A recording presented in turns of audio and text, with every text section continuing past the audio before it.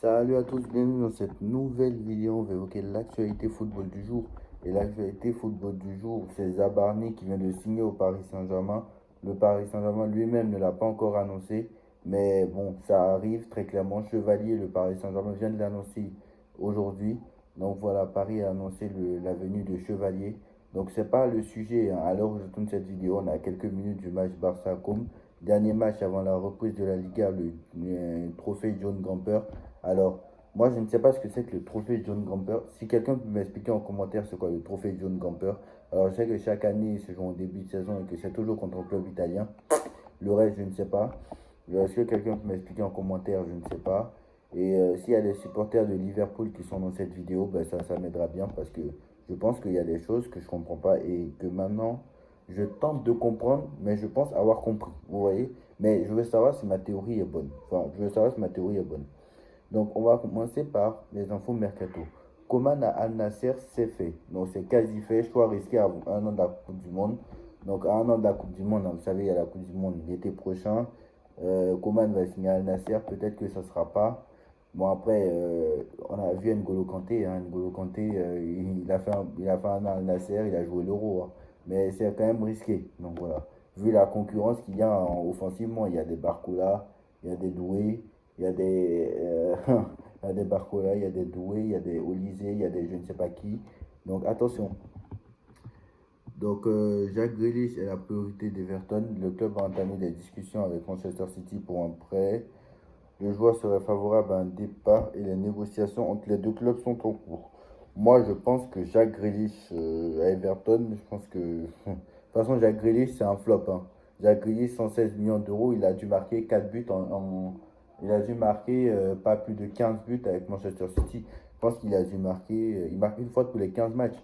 Voilà, alors que il joue quasiment tous les matchs. Donc, Jacques Grealish, c'est quand même un flop 116 millions d'euros.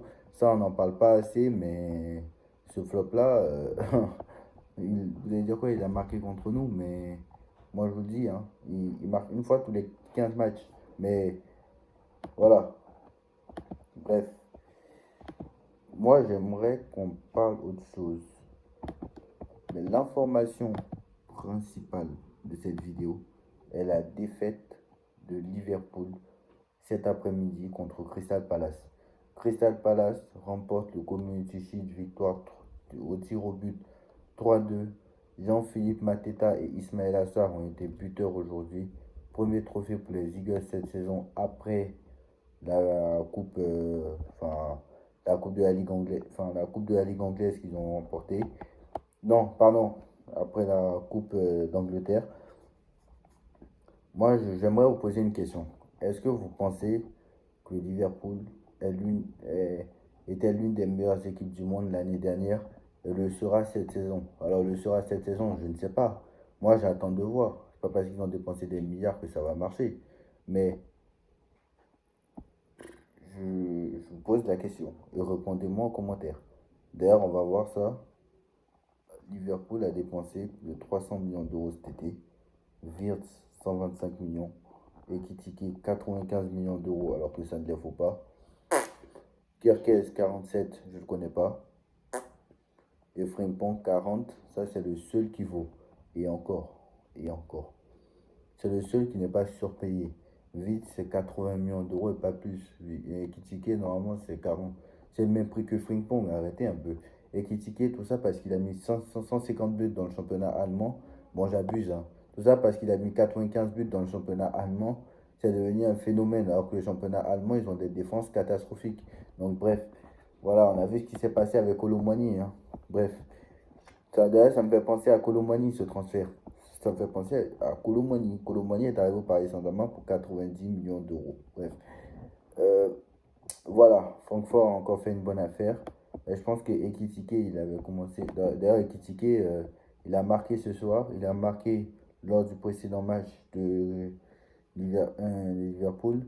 Mais voilà, Frimpong qui inscrit son premier but avec Liverpool. Bon, je dis les recours ont été bonnes, mais bon, la défense de Liverpool, va falloir en parler. Hein. Frérot, le Kerkez, là, franchement, ça laisse à désirer. Le Kerkez qu'ils ont recruté, ça laisse à désirer. Et quand je pense qu'ils ont recruté Et pourquoi Arne Slot a mis Robertson sur le banc alors qu'on est en finale, je ne sais pas. Il a fait pareil contre l'année dernière pour la finale de Carabao Cup, on n'a pas compris. Euh, je sais pas. Je sais pas pourquoi il a mis Robertson sur le banc. Kerkez 47 millions d'euros. Je comprends pas.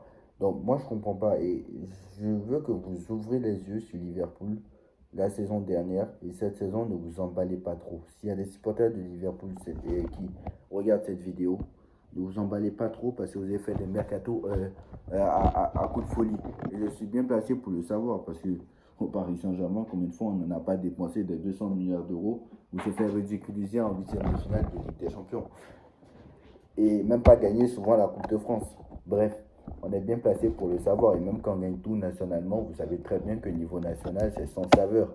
Et ça, c'est ce qui se passe avec vous. Même si vous êtes dans le meilleur championnat du monde, l'an dernier, excusez-moi, mais excusez-moi les supporters de Liverpool et tous ceux qui regardent la Première Ligue. Mais je suis désolé, mais je ne vais pas dire que la Ligue 1 l'année dernière était meilleure. Ce n'est pas vrai. Mais je suis désolé, mais l'année dernière, c'était pas le meilleur des championnats, hein. Je suis désolé, hein. Et si Liverpool a été champion, c'est peut-être logique. C'est peut-être logique. C'est quasiment logique. Je suis désolé. Parce que Arsenal a eu plein de blessés aussi. À part Arsenal l'année dernière qui était au niveau, je pense que Liverpool, vous allez me dire, hein, Liverpool, quel match Liverpool a gagné? Au premier gros test, ils ont été jetés dehors. Voilà. Au premier gros test, ils ont été jetés dehors. Et ne me dites pas le contraire. Ne me dites pas le contraire. C'est clair, net et précis. Liverpool, cette saison, la saison dernière, était catastrophique. Je suis désolé. Ils étaient bons, mais ils étaient pas, ils faisaient pas partie des meilleures équipes du monde. Contrairement au FC Barcelone, qui avait battu le Real Madrid, même si c'était un Real, bon, c'était un Real Madrid malade, mais en fait, ils avaient battu aussi le Bayern de Munich. Ils avaient quand même, voilà, ils avaient quand même battu le Bayern de Munich et pratiquaient un jeu assez séduisant et on sentait quelque chose venir, même s'ils n'avaient pas de défense, évidemment. Mais Liverpool, eux, c'est c'est même contre l'Inter Milan. Je pense que si Liverpool était tombé sur l'Inter Milan, je pense que Liverpool aurait pris 4 buts, mais sans marquer. Parce que très clairement, le Barça a marqué parce qu'ils sont bons offensivement. Mais Liverpool n'est pas très bon offensivement. N'est pas aussi exceptionnel que le Barça ou Paris offensivement, par exemple. Donc voilà, moi je pense que Liverpool, on s'y est trop cru l'année dernière. Tout ça parce qu'ils étaient premiers de première ligue et premiers en Ligue des Champions. Mais il faut rappeler le contexte et il faut regarder les choses comme elles sont. Vous allez me dire, oui, mais tu as dit que. Oui, Johan, tu as dit que les adversaires, peu importe l'adversaire, quand tu parles d'adversaire, on ne parle pas d'adversaire, on ne parle pas d'adversaire. Oui, on ne parle pas d'adversaire, mais là, on est obligé d'en parler. Je suis désolé, on est obligé d'en parler. Nous, certes, nous, on a déjà battu nous, on a battu le top 4 de Première Ligue. Là, on est obligé d'en parler, là, les adversaires. Je suis désolé. Parce que quand c'est premier de Première Ligue, une Première Ligue où il n'y a pas, déjà, l'année dernière, c'était quoi le classement? L'an dernier, Arsenal était deuxième, d'accord? C'était un bon Arsenal, mais Arsenal avait beaucoup de blessés. Et bravo, mais Arsenal avait beaucoup de blessés. Et Arsenal a pris trop de points, a perdu trop de points contre les petites équipes. Je suis désolé. Je suis désolé de le dire, mais c'est vrai. La preuve, ils ont fait match nul contre Arsenal à l'aller et match nul au retour. Voilà. Un partout et deux partout au retour. Je continue. Je continue. Manchester United a terminé 17e. Tottenham a terminé. Non, Manchester United a terminé 15e. Tottenham a terminé 17e. City, certes, ils ont terminé 3e. Mais City, entre le mois de novembre, entre le mois d'octobre, entre fin octobre et jusqu'à à ce que jusqu'au début de l'année 2025, ils ont fait un moment, ils ont fait 7 défaites d'affilée. Guardiola, il n'y arrivait plus. Il a perdu son meilleur milieu de terrain. Et voilà, bref. Vous savez que c'était pas le grand Manchester City cette saison. C'était pas le grand Tottenham cette saison. Il n'y avait pas le grand United cette saison. Chelsea était bon, certes, mais pas assez bon pour concurrencer. Ils étaient juste Bon, ils étaient juste bons, voilà, c'est vrai. Mais il y avait Chelsea, il y avait Arsenal qui avait tellement de blessés qui n'ont pas pu. Et voilà, cette année, c'était l'une des premières ligues peut-être les plus faibles qu'on a l'année dernière, je veux dire. C'est l'une des premières ligues les plus faibles. Et en Ligue des Champions, quand ils ont affronté qui? Ils ont affronté l'AC Milan qui a terminé 9e de Serie A. Ils ont affronté qui encore? Le Real Madrid cette saison, la saison dernière, qui n'est pas une équipe cohérente sur le papier, cohérente sur le papier, pardon. Ils ont affronté qui d'autre? Voilà, ils ont battu qui en fait? Liverpool l'année dernière, ils ont battu personne. Voilà. Et au premier gros test contre Paris, qui n'était même pas bien rodé, etc., qui était un peu. Qui était à peine rodé, entre guillemets, parce que là, on était, nous, sur notre gros test où on ne partait pas favori, où on voulait savoir où on en était de notre projet. Bah, on a vu que dès le match aller, déjà qu'ils ont gagné, c'était de la chance. Si Donnarumma, en échange des gardiens, il aurait dû avoir 6 il aurait même pas dû avoir de match retour. Donc bref, très clairement, on n'est pas là pour refaire la saison de Liverpool. Mais Liverpool, cette année, ne croyez pas qu'ils vont encore gagner la première ligue, hein. C'est pas sûr. C'est pas sûr. Déjà, le 31 août, il y a un Liverpool-Arsenal. Donc ça sera très intéressant. Je vais regarder, on va voir. Il y aura le débrief. Euh, voilà. Donc, qu'est-ce que je voulais dire d'autre? Ouais, c'est fini. Donc, voilà, ça sera tout.